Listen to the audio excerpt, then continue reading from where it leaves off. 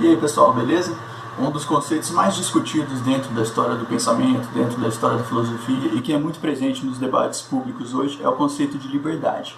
Vários grupos com teorias divergentes reivindicam para si a defesa da liberdade. Mas o que vem a ser esse conceito? Existe mais de um tipo de liberdade? Vamos analisar um pouco sobre isso nesse vídeo de hoje. E o primeiro problema que a gente encontra quando a gente entra nesse tipo de debate é a questão da definição de conceitos históricos. A gente tem uma mania de querer sempre uma definição precisa, uma definição universal, uma definição verdadeira que abarque a totalidade de fenômenos históricos. E o Nietzsche falava uma coisa que é interessante a gente trazer para essa discussão, que é: só é definível aquilo que é ahistórico, só é definível aquilo que não possui história. Então a gente busca sempre uma definição transhistórica, acima da história. Então a gente sempre quer uma definição do que? O que é a verdadeira direita? O que é a verdadeira esquerda? O que é o verdadeiro liberalismo? O que é o verdadeiro socialismo? E isso não existe, porque se a gente for pegar o próprio conceito de direita e esquerda, um autor que na época que esses conceitos foram formulados, ali no final do século XVIII, era considerado de esquerda, hoje, com todo o passar da história, com todas as mudanças de significações, já pode ser considerado um autor de direita. E isso pode ser alterado com o tempo. Então, esses conceitos nunca serão precisos.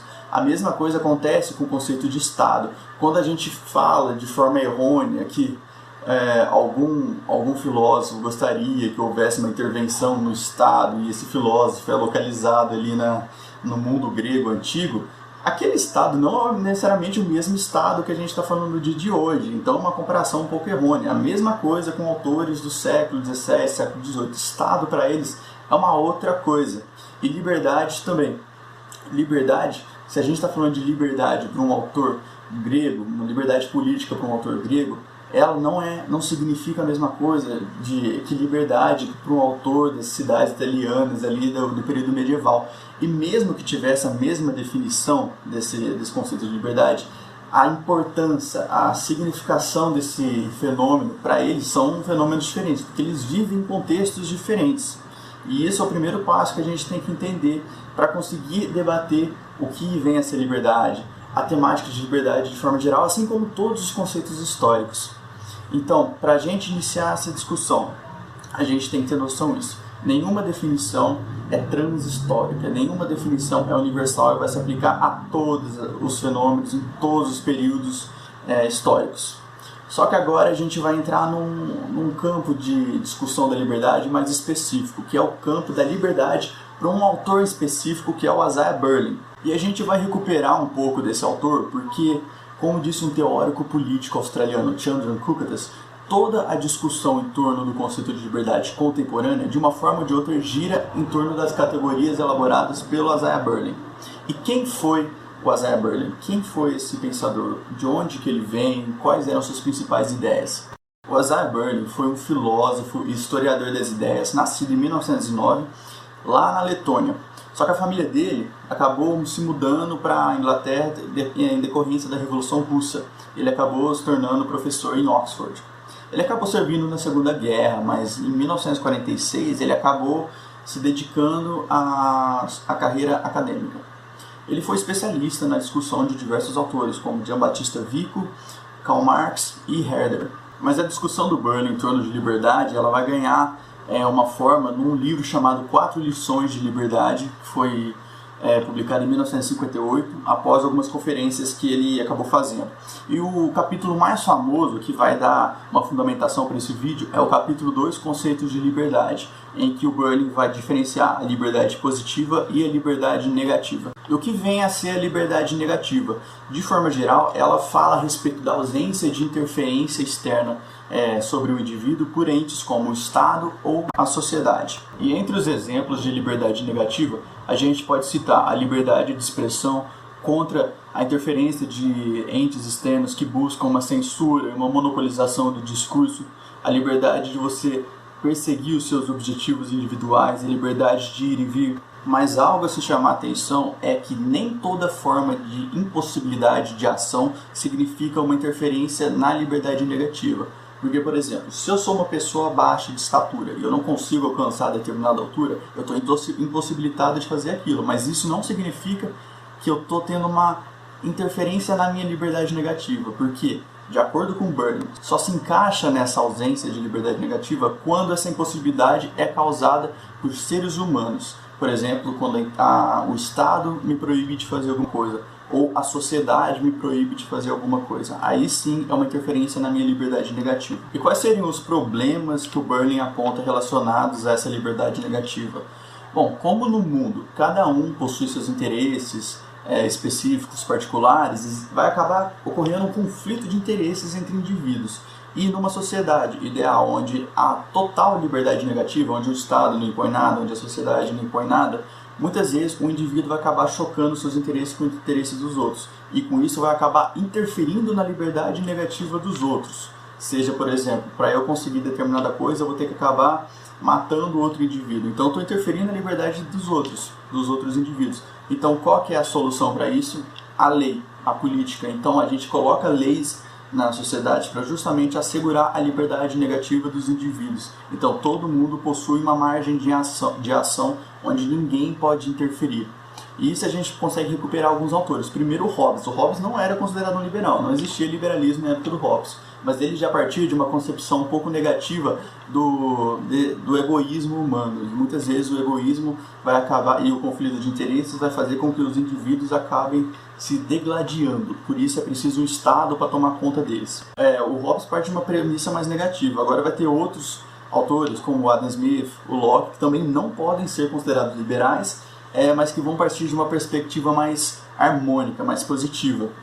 E quanto a essa questão da lei, a gente pode perceber no Stuart Mill, quando ele vai falar do princípio do dano, em que a minha liberdade vai até onde começa a liberdade dos outros. Eu não posso interferir na liberdade dos outros de forma negativa. E um outro problema que o Berlin traz é que justamente essa liberdade negativa, ela pode ser compatível com regimes políticos autocráticos, regimes políticos despóticos.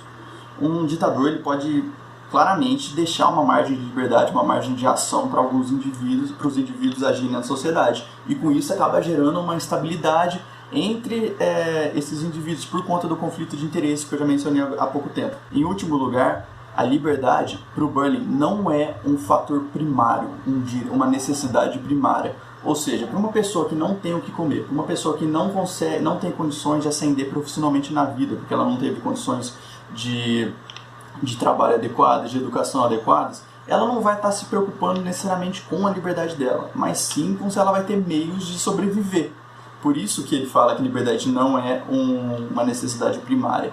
E é por isso que devem ser garantidas determinadas condições para que a pessoa possa usufruir da liberdade negativa dela. E essas condições vão ser adquiridas a partir da liberdade positiva. Enquanto a liberdade negativa está mais vinculada à ausência de coerção por entes externos, a liberdade positiva está mais associada ao autogoverno, à capacidade do indivíduo decidir seu próprio caminho. E com isso acaba tendo uma relação profunda com a participação política do indivíduo na sociedade, ao invés de deixar justamente isso para outros entes, para o Estado, como se fosse um ente abstrato. E com isso a gente acaba fazendo uma relação entre esse texto do Berlin com um texto antigo ali que o Benjamin Constant escreveu, comparando a liberdade dos antigos com a liberdade dos modernos. E que para ele a liberdade dos antigos estava mais vinculada à participação política deles naquele modelo de Estado que eles tinham, naquelas assembleias.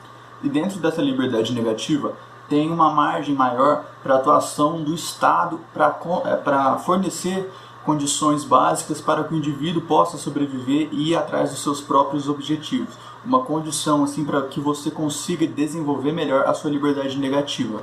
Então, muitos defensores da liberdade positiva acabam aderindo a um maior liberalismo social, como é o caso daqueles liberais do fim do século XIX, que vão abrir margem para que o Estado forneça educação, forneça saúde, forneça segurança e outras questões. Só que assim como no campo da liberdade negativa, o Berlin também é um pouco cético e ainda mais cético em relação à liberdade positiva. Ele vai dizer que dentro das teorias de autorrealização que fazem alusão a essa liberdade positiva, existe uma tendência nos autores em dividir o ser humano em duas partes. Uma parte é uma parte racional, uma parte real, uma parte emancipada e autônoma, enquanto outra parte é uma parte imperfeita, uma parte de que o ser humano o indivíduo ainda não possui a capacidade racional de decidir por si mesmo, ele não possui aquela autonomia. E aí entra um problema, porque dentro dessa divisão existe uma tendência em que os autores falam assim, tá, se o ser humano é imperfeito, se o ser humano não consegue atingir a sua emancipação racional ainda, a gente precisa levar ele até a sua liberdade, até a sua capacidade de decidir, de autogoverno. E quem vai fazer isso? Ou é o Estado, ou são os filósofos, ou algum ente externo. E isso acaba muitas vezes chegando em algumas tiranias. Agora que a gente tem noção das duas categorias de liberdade propostas pelo Isaiah Berlin, vamos analisar rapidamente algumas críticas feitas a ele. A primeira foi feita pelo filósofo canadense Charles Taylor. Ele vai dizer que realmente existem duas grandes categorias de liberdade, a positiva e a negativa, só que a gente tem que ter uma certa ponderância quando vai discutir sobre elas, porque a gente tem a tendência a tratar cada uma de forma extremada. Ou seja, a gente trata a liberdade positiva como sempre que houver uma defesa da liberdade positiva, a gente vai estar defendendo um Estado tirânico que quer controlar a vida de todos os indivíduos. E não é bem assim. Existem diversos graus de defesa da liberdade positiva. E a mesma coisa acontece com a liberdade negativa.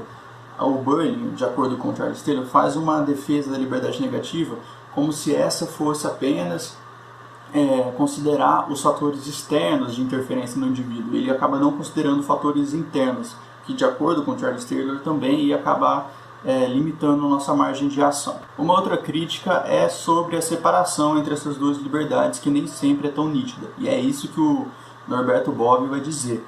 Que, por exemplo, na questão da liberdade negativa e da liberdade positiva, as duas estão dentro do mesmo campo da autodeterminação do indivíduo. E ele acaba falando isso e separando melhor essas duas liberdades em duas questões. A primeira é que a liberdade negativa ela vai importar melhor quando a gente quiser pensar o que significa ser livre para o indivíduo considerado isoladamente.